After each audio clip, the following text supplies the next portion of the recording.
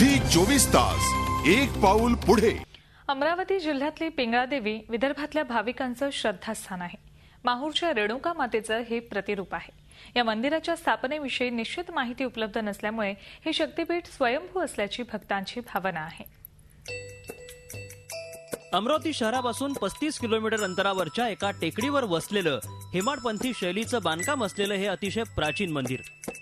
या मंदिरात माहूरच्या रेणुका देवीचं प्रतिरूप असलेला मुखवटा विराजमान आहे। अमरावतीसह संपूर्ण विदर्भातल्या लाखो भाविकांचं ही पिंगळा देवी कुलदैवत आहे। हे अतिशय जागृत देवस्थान असून नवसाला पावणारी अशी तिची पंचक्रोशीत ख्याती आहे।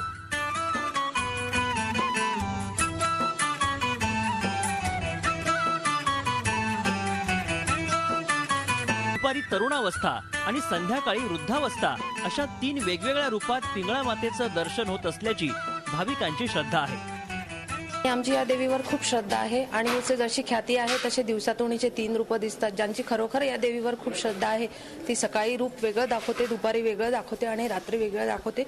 मी अगदी सांगत आहे तेव्हा अक्षरशः माझ्या अंगावर काटे येत आहे। अतिशय श्रद्धा असलेला आम्ही अमरावतीवरून नवरात्रात वगैरे जेव्हाही येतो तेव्हा या देवीचं दर्शन केल्याशिवाय जात नाही। अतिशय मनाला प्रसन्नता देणारी, म्हणजे आपण कोणत्याही टेन्शनमध्ये असलो आणि देवीचं रूप पाहिल्यानंतर अतिशय मन अगदी शांत आणि खूप म्हणजे प्रसन्न वाटतं देवीकडे पाहिल्यानंतर। आणि तिचं रूप हे आगळं वेगळं आहे। आज तर आम्हाला अभिषेकाचं म्हणजे बिना शृंगाराची ती दिसलेली आहे। तसं नेहमी शृंगार केलेला असतो, पण आज आम्ही लवकर आल्यामुळे अतिशय सुंदर अशी ती दिसली आहे आणि आमची खरोखरच या देवीवर खूप श्रद्धा आहे।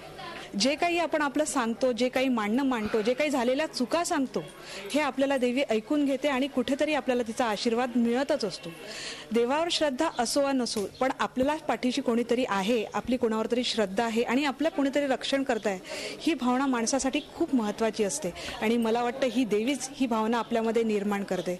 म्हणून पिंगळा देवीची श्रद्धा खरोखरच चांगली आहे, ती देवी कुठलीही असो।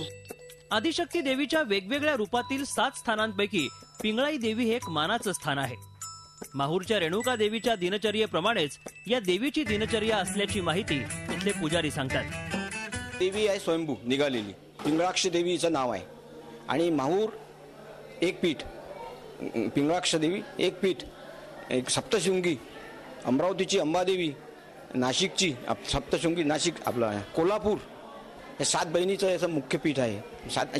7 पीठ आहे, त्याच्यातून ही पिंगळाई माहूर आणि ही स्वयं एकच दोन्ही देवी एक निघा, म्हणजे दोन्ही बहिणी। हिची पूजा 12:30लाच होते, तिची पूजा 12:30ला होते, तिलाही नैवेद्य 12:30ला चढतो, हिलाही नैवेद्य 12:30ला चढतो। ह्या सगळ्या 2 बहिणी, बाकी आता मग त्याच्या आद्यपीठ झालेलं आहे। दर मंगळवारी आणि शुक्रवारी देवीच्या दर्शनासाठी भाविकांची मोठी गर्दी असते। वर्षातून चैत्र महिन्यात आणि नवरात्रात पिंगळा देवीच्या गडावर मोठी यात्रा भरते। झी 24 तास साठी राजेश सोनोने, अमरावती। झी 24 तास एक पाऊल पुढे।